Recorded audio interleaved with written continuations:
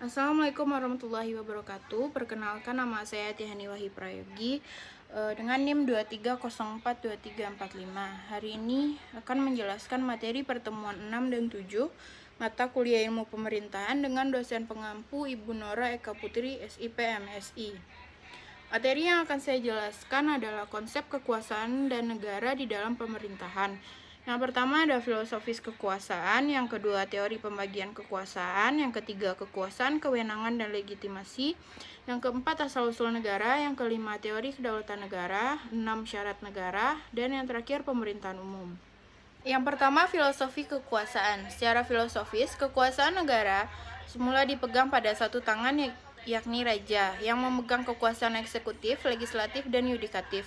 Kemudian, berkat pemikiran ahli filsafat hukum karena peristiwa revolusi Prancis, lahir prinsip filsafat demokrasi pada suatu kekuasaan negara yang terbagi ke dalam 3 kekuasaan negara yang sejajar, seimbang, namun terpisah dalam arti tidak satu tangan lagi, yakni berupa kekuasaan eksekutif, yudikatif, dan legislatif.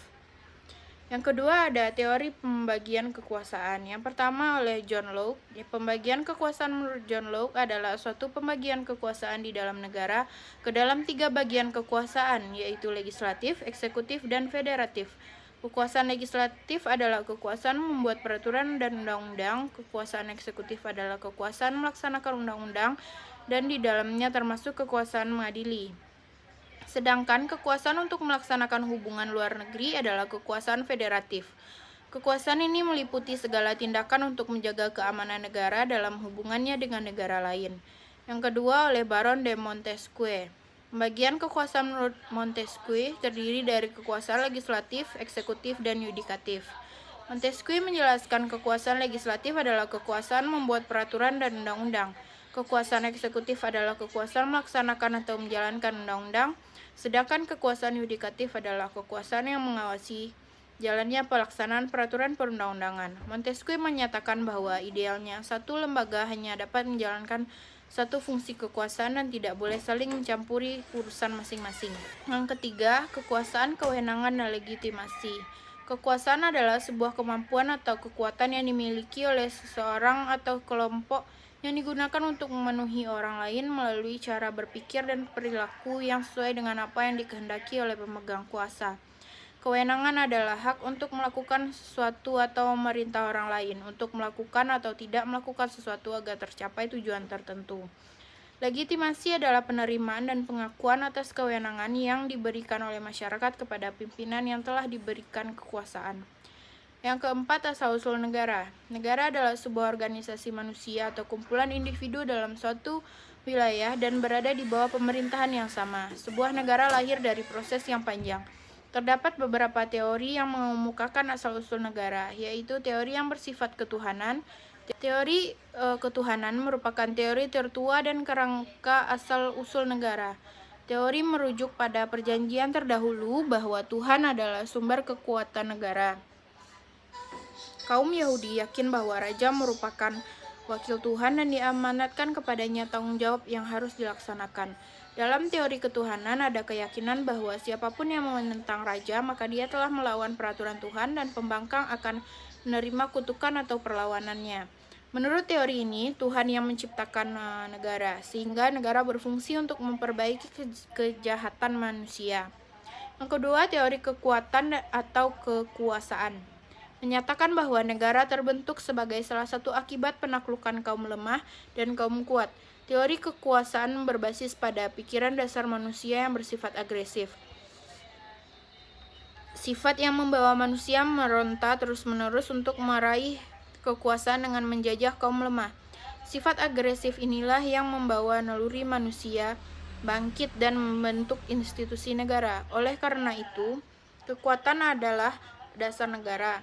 Jadi, Jean Bodin, Oppenheimer, dan Chris Jung adalah ahli filsafat yang memegang dan menyokong teori kekuasaan di masa modern ini. Yang ketiga ada teori perjanjian masyarakat, menyatakan bahwa terbentuknya negara dikarenakan adanya perjanjian di mana semua masyarakat mengikat diri dalam perjanjian tersebut.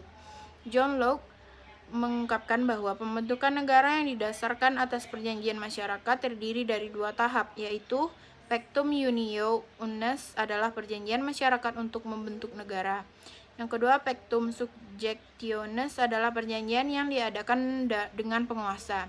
Sementara J.J. Rousseau dalam teori perjanjian masyarakat menghendaki raja semata-mata hanya sebagai mendataris rakyat, sehingga apabila raja tidak mampu menjalankan kekuasaan dengan baik, maka raja dapat diganti. Yang keempat, teori hukum alam menjelaskan bahwa negara lahir karena adanya kekuasaan alam yang berlaku di setiap waktu dan tempat, serta bersifat universal dan tidak berubah.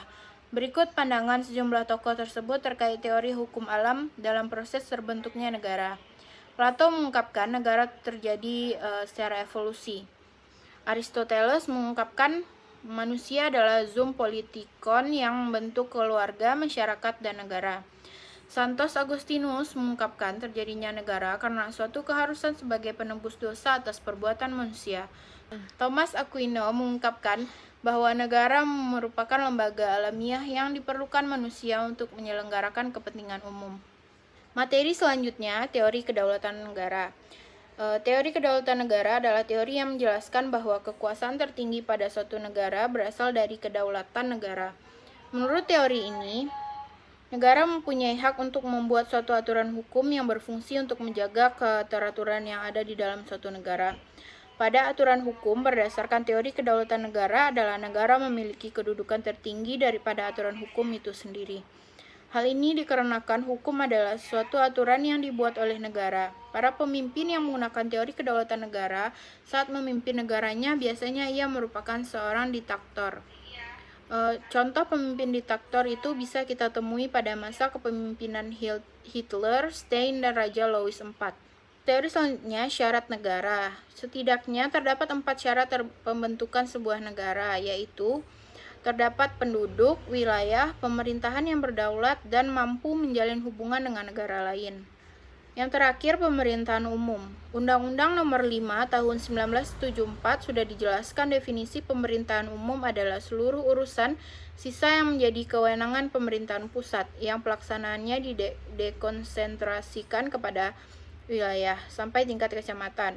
Urusan pemerintahan yang menjadi kewenangan pemerintahan sebagaimana dimaksud pada ayat 1 meliputi politik luar negeri, pertahanan, keamanan, justisi, moneter, dan fiskal nasional, serta agama. Urusan pemerintahan umum adalah urusan pemerintahan yang menjadi kewenangan presiden sebagai kepala pemerintahan. Baiklah, hanya itu yang dapat saya sampaikan. Apabila ada kesalahan dalam penyampaian materi kali ini, mohon dimaafkan. Assalamualaikum warahmatullahi wabarakatuh.